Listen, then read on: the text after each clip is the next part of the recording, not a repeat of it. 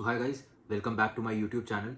तो आज हम जिस टॉपिक के बारे में बात करने वाले हैं that is about purpose of life and purpose of your heart.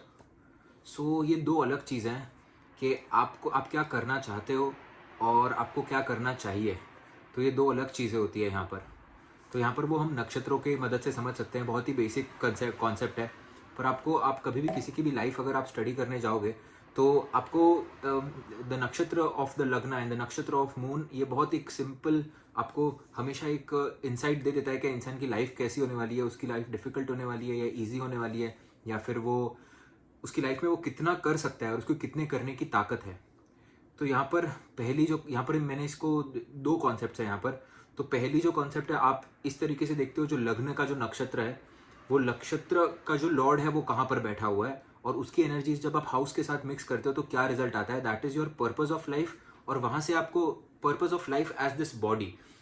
For example, किसी का पर्पस, किसी ने किसी से एक उधार लिया हुआ था पिछले जन्म में, या फिर किसी ने किसी से ऐसी कोई चीज़ ली हुई थी जो उसको लौटानी है इस बार, जो उसको डेट रीपे करना है, या फिर उसको किसी से कुछ चीज़ गेन करना है, तो वो आपको वहाँ से दिख सकता है। और जो चंद्र का जो नक्षत्र होता है, वो चीज़ें आपको ऑलरेडी मिली हुई है और आपको वो मिली हुई चीज़ों से आपका हार्ट क्या डिज़ायर करता है, आपकी डिज़ायर क्या है और डिज़ायर फुलफिलमेंट आप किस तरीके से करोगे और आपको वो करने में आप सक्षम हो नहीं हो, वो आपको चंद्र का जो नक्षत्र है वहाँ से पता पड़ता है। तो बेसिक एग्जाम्पल मैं आपको इस चीज़ का देना चाहूँगा।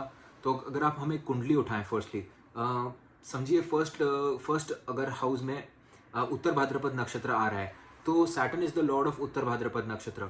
और किसी का सैटर्न अगर सेकंड हाउस में जाकर बैठ जाए यहाँ पर, तो फर्स्ट उत्तर भाद्रपद नक्षत्र मतलब आप समझ सकते हैं कि ये पाइसेस में आ गया। एंड अगर वही सैटर्न सेकंड हाउस में जाके बैठा है तो यहाँ पर सैटर्न डेबिलिटेट हो चुका है। सैटर्न डेबिलिटेट हो चुका है यहाँ पर, मतलब कि यहाँ पर कहीं ना कहीं heavy karma related to family यहाँ पर है और आपको फैमिली को पैसा देना है। आप किस तरीके से देख सकते हैं अभी कि यहाँ पर इस कुंडली के अंदर सैटर्न जो है वो एक 11th हाउस का मालिक है और 12th हाउस का भी मालिक है। तो यहाँ पर उसके कर्म कहीं ना कहीं बहुत स्ट्रांगली रिलेटेड है फॉरेन के हाउस से और गेन्स के हाउस से, और जाकर फैमिली के हाउस में बैठे हुए हैं। तो इस तरीके से आप सोच सकते हैं कि 11th का मालिक सेकंड में जाकर बैठा हुआ है, पहले उत्तर भाद्रपद नक्षत्र का लॉर्ड। सेकंड का मालिक 11th का मालिक सेकंड हाउस में अगर जाकर बैठा हुआ है, इसका मतलब कि उसको इसका मतलब एक धनयोग तो बना ही रहा है। तो ये एक बात हो गई कि इसके पास धन आएगा ही आएगा, बट वो धन जाएगा कहाँ पे, वो धन का पर्पस क्या होगा, वो धन जाने कहाँ पर वाला है। तो वो जो धन जाएगा वो यहाँ पर जाएगा, उसके फैमिली में जाएगा, क्योंकि उसको फैमिली में रिस्पॉन्सिबिलिटीज फुलफिल करनी है, क्योंकि उसने पास्ट लाइफ में बहुत ज़्यादा पॉसिबिलिटी है यहाँ पर कि उसने पास्ट लाइफ में अपनी जो फैमिली की रिस्पॉन्सिबिलिटीज थी वो पूरी नहीं की। क्योंकि पहला उत्तर भाद्रपद नक्षत्र अगर पहले घर में आ रहा है और उसका लॉर्ड अगर सेकंड हाउस में जाके डेबिलिटेट हो गया है, तो उसका क्लियर मतलब है वो जिन घरों से रिलेटेड है और वो जहां पर जाकर बैठा है उनका आपको कारक सब मिक्स करके आपको ये पता चल सकता है कि पर्पस ऑफ लाइफ क्या है वहां पर, फर्स्टली। सेकेंडली, वो उसको पूरा कर पाएगा या नहीं कर पाएगा, वो किस तरीके से देखना है। फॉर एग्जाम्पल, अभी सैटर्न यहाँ पर है, सेकंड हाउस में है। अभी अगर सैटर्न का लॉर्ड एग्जॉल्ट हो जाए, इसका मतलब कि उसको वो पर्पस पूरा कर पाएगा, बिकॉज जो उसका मालिक है जिसके घर में वो बैठा है वो एग्जॉल्ट हो चुका है, तो वो उसको यहाँ पर ताकत दे देगा, उसको स्ट्रेंथ दे देगा करने की। पर यहाँ पर फॉर एग्जाम्पल अगर मार्स की सिचुएशन खराब हो गई, या फिर यहाँ पर बहुत ज़्यादा मेलिफिक इफेक्ट आ गया उस प्लानट पे, या फिर कुंडली का लग्नेश है वो भी इस चीज़ को सपोर्ट नहीं कर रहा है, इसका मतलब कि वो ये लाइफ में भी वो पर्पस पूरा करने में थोड़ा उसको हिम्मत करना पड़ेगा। और अगर लग्न के नक्षत्र का मालिक अगर डेबिलिटेट हो जाता है, जस्ट एन एग्जाम्पल, तो यहाँ पर हेल्थ में भी कहीं ना कहीं इश्यूज आएंगे यहाँ पर कहीं ना कहीं हेल्थ में भी। तो यहाँ पर दो तीन चीज़ें फिर से वही आप उसी पॉइंट के अराउंड आप रिवॉल्व करके आप काफ़ी सारी चीज़ें फाइंड आउट कर सकते हो इसके अंदर। जैसे कि अगर नक्षत्र का फर्स्ट हाउस में जो नक्षत्र है उसका लॉर्ड सेकंड हाउस में बैठा है, मतलब आप फैमिली से आपका कनेक्शन बहुत ज़्यादा स्ट्रांग होगा। वहाँ पर अगर डेबिलिटेट हो चुका है तो आपको वहाँ पर देना है, एग्जॉल्ट हो चुका है तो वहाँ पर आपके कर्म बहुत ज़्यादा अच्छे हैं, आपको चीज़ें वहाँ पर से मिलने वाली है। और आपकी बट ऑफकोर्स रिस्पॉन्सिबिलिटी का पार्ट कहीं नहीं जाता, वो रिस्पॉन्सिबिलिटीज उधर रहेगी ही रहेगी। उसका लॉर्ड कहाँ पर बैठा है उसके ऊपर से आप डिसाइड कर सकते हो कि वहाँ से स्ट्रेंथ मिल रही है या नहीं मिल रही है, द प्लैनेट हैज स्ट्रेंथ और नॉट। अभी वो प्लैनेट पे कौन से अदर प्लैनेट्स के एस्पेक्ट है, कहाँ से हेल्प मिल रही है, कहाँ से हेल्प नहीं मिल रही है, this is in detail study. But ना इसको अगर आप इस तरीके से करो, जैसे मतलब जो मेरा एक पैटर्न है ये करने का, जहाँ पर मैं सबसे पहले क्या करता हूँ कि जो फर्स्ट हाउस का जो नक्षत्र लॉर्ड है वो कहाँ पर बैठा है, हाउस लिख देता हूँ।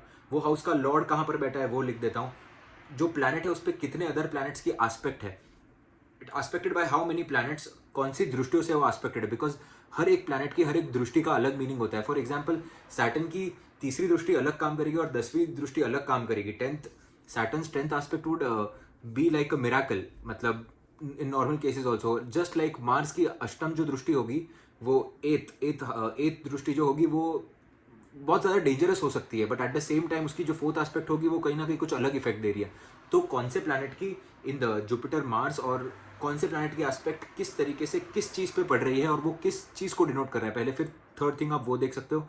फोर्थ थिंग कि वो जो प्लैनेट है फिर वो कौन से नक्षत्र में बैठा है, क्योंकि वहाँ से भी एनर्जी उसको आएगी। फॉर एग्जाम्पल सेम एग्जाम्पल यहाँ पर फिर से लेते हैं कि Saturn debilitated in second house, okay, और सैटर्न जिस नक्षत्र में बैठा है वो भरनी नक्षत्र में बैठा है। फॉर एग्जाम्पल सैटर्न डेबिलिटेट होकर भरनी नक्षत्र में बैठे, तो यहाँ पर हमें शुक्र को देखना पड़ेगा। अगर यहाँ पर मंगल भी स्ट्रांग नहीं है, शुक्र भी स्ट्रांग नहीं है, मतलब यहाँ पर बहुत क्लियर हो गया कि उसकी हेल्थ भी अच्छी नहीं है और वो पर्पस भी पूरा नहीं कर पाएगा, बिकॉज यहाँ पर नक्षत्र से भी एनर्जी नहीं मिल रही है और हाउस से भी एनर्जी नहीं मिल रही है। तो ये एक बहुत ही ज़्यादा अच्छी सिचुएशन नहीं होगी उसके लिए, बिकॉज ये एक पॉइंट होता है जहाँ पर आप नक्षत्र के थ्रू फिगर आउट कर सकते हो कि आपका पर्पस ऑफ लाइफ इस बॉडी में only related to this body क्या है, आपको क्या चीज़ें फुलफिल करनी है, आपको क्या कर्म फुलफिल करना है। ये पर्टिकुलर एग्जाम्पल के अंदर actually what I will do is, ये जो कुंडली जो मैं जिस कुंडली की अभी बात कर रहा हूँ, ये कुंडली मैं साइड में इधर लगा दूंगा ताकि आप इस एग्जाम्पल को थोड़ा अच्छे से समझ पाओ। तो यहाँ पर आप क्लियर समझ सकते हो कि वो अगर वो फुलफिल हो भी रहा है तो वो किस तरीके से फुलफिल होगा, वो वे क्या है। क्योंकि यहाँ पर आप देख सकते हो 12th लॉर्ड भी सेकंड हाउस में आके बैठा है, वही उसका मालिक सैटर्न। तो यहाँ पर फॉरेन से रिलेटेड आप कहीं ना कहीं देख सकते हो 11th का मालिक तो पैसा आएगा आएगा, बट उसको फैमिली में रिस्पॉन्सिबिलिटी फुलफिल करनी है क्योंकि सैटर्न फैमिली का कारक है। तो प्लैनेट के कारक तत्व मिक्स करके नक्षत्र के हिसाब से उसको देखकर आप ये चीज़ अच्छी तरीके से फाइंड आउट कर सकते हो। This is a very good method if somebody asks you this question what is the purpose of my life, तो आप उसको एक बहुत अच्छी तरीके से बता सकते हो कि ये तेरा bodily purpose, this is your bodily purpose, तुम इस तरीके। तो अब बात करते हैं कि चंद्रमा का नक्षत्र लॉर्ड जहां पर बैठता है उसको किस तरीके से हम चेक करें। तो जैसे मैं स्टार्टिंग में इंट्रोडक्शन पार्ट में भी बोल चुका हूं कि चंद्रमा का जो नक्षत्र लॉर्ड होता है वो जहां पर भी बैठता है वहां पर से आपको मन की फुलफिलमेंट आपको मिल सकती है। एक एग्जाम्पल लेते हैं फिर से। फॉर एग्जाम्पल कि चंद्रमा का जो नक्षत्र लॉर्ड है वो मर्क्यूरी है और वो 5th हाउस में आकर बैठा है। तो आपको पता है कि 5th हाउस किस चीज़ के कारक, 5th हाउस से आप किस चीज़ को देखते हो, तो 5th हाउस से आप देखते हो क्रिएटिविटी को, अपने बच्चों को, पूर्व पुण्य को। तो यहाँ पर आप एक बात समझ सकते हो कि उसको पूर्व पुण्य मिला हुआ है काफ़ी सारा, और यहाँ पर उसका जो मन का फुलफिलमेंट है, उसका जो मन का डिजायर फुलफिलमेंट होगा, या तो वो कोई क्रिएटिव चीज़ करने से आएगा या तो उसके बच्चों से आएगा। तो उसको ये चीज़ें लाइफ में करनी चाहिए खुद को बैलेंस रखने के लिए चंद्र नक्षत्र के थ्रू, और उसकी जो रिस्पॉन्सिबिलिटीज होती है वो लग्न नक्षत्र के थ्रू होती है। और बॉडी का हेल्दी रहना नहीं रहना, बॉडी की जो प्रॉब्लम्स है वो सारे की सारे आप लग्न नक्षत्र से देख सकते हो। अभी यहाँ पर एक और कॉन्सेप्ट है, यहाँ पर काफ़ी ज़्यादा अच्छा माना जाता है चंद्रमा का लग्न में होना। चंद्रमा का लग्न में होना, सेम नक्षत्र, अगर लग्न का नक्षत्र और चंद्रमा का नक्षत्र सेम हो गया तो यहाँ पर ये एक बहुत बढ़िया बात इसीलिए हो जाती है क्योंकि यहाँ पर पर्पस ऑफ लाइफ भी सेम हो गया और आपको जिस चीज़ से खुशी मिल रही है वही चीज़ आप कर रहे हो लाइफ में। इसीलिए चंद्रमा जब फर्स्ट हाउस में होता है तब ऐसे लोगों को कंफ्यूजन नहीं होता है ज़्यादा लाइफ में। ऑफकोर्स उनकी डिसीजन मेकिंग पावर कभी कभी ऊपर नीचे हो सकती है, तो चंद्रमा छोटा बड़ा होता रहता है बिकॉज ऑफ शुक्ल पक्ष एंड कृष्ण पक्ष। तो वहां पर हो सकता है कि डिसीजन मेकिंग पावर थोड़ी ऊपर नीचे हो depending upon how moon is placed there और कितनी एस्पेक्ट और किस तरीके से काम हो रहा है।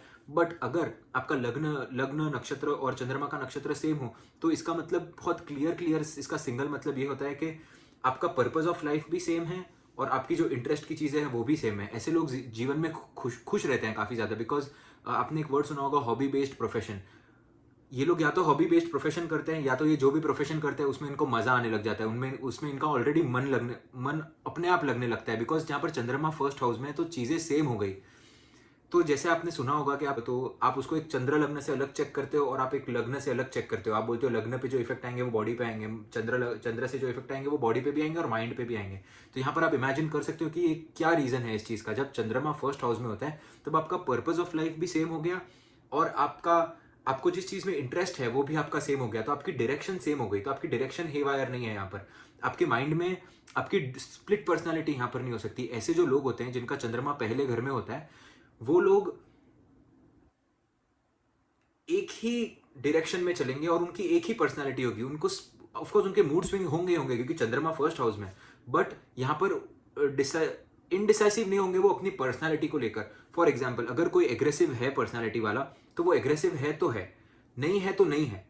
इस तरीके से वो दोनों जगह काम नहीं करेगा कि in some situations it is like that, in some situations it is like that, ऐसे नहीं होगा। मूड स्विंग्स एक अलग चीज है और एक डायरेक्शन ऑफ लाइफ जिस तरीके से आप सोचते हो वो एक अलग चीज है। तो वो चंद्रमा का एक बहुत बेस्ट पार्ट वो है कि चंद्रमा जब फर्स्ट हाउस में होता है तब डायरेक्शन भी सेम हो जाती है और आपका पर्पस ऑफ लाइफ भी सेम हो जाता है।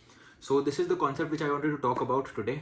सो I hope you like this video. अगर आपके इसके बारे में कोई इंसाइट्स है और अगर कोई डाउट्स है तो आप मेरे को ईमेल कर सकते हो, तो मैं मेरा डिस्क्रिप्शन में नीचे ईमेल लिख दूंगा। और अगर आपके कोई डाउट्स है तो आप कमेंट सेक्शन में भी आप पूछ सकते हो। आपकी अगर नक्षत्र के ऊपर कोई रिसर्च है कि चंद्र नक्षत्र को आप किस तरीके से और रिफाइन कर सकते हो, तो आप उसके बारे में मेरे को ईमेल कर सकते हो। Thank you so much for watching the video and like and subscribe for more. Thank you.